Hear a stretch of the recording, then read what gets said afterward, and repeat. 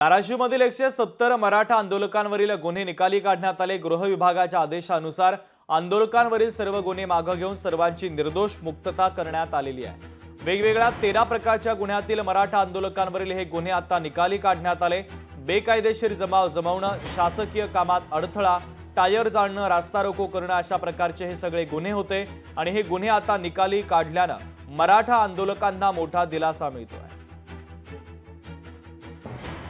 प्रामुख्याने मराठा आंदोलकांवरती जे 13 वेगवेगळ्या प्रकारचे गुन्हे होते, त्याच्यामध्ये पेटा अंतर्गत पण एक गुन्हा होता, ज्याच्यामध्ये प्राण्यांचा अमानुष छळ असं ॲलिगेशन लावून त्यांच्यावरती गुन्हे नोंद करण्यात आले होते। अशा वेगवेगळ्या 13 गुन्ह्यांमधील जे 170 असे आरोपी होते, यांची निर्दोष मुक्तता करण्यात आलेली आहे माननीय न्यायालयाकडून। न्यायालयाला आम्ही विनंती केली, बाबा हे मराठा आंदोलनातील गुन्हे आहेत आणि सरकारने मागे घेतलेले आहेत, त्यामुळे ते राष्ट्रीय लोक अदालतमध्ये ते केसेस आज ठेवण्यात आला।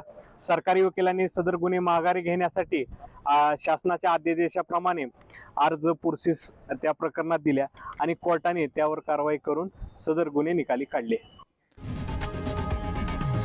लोकशाही मराठी ऐका, पहा, जागरूक रहा।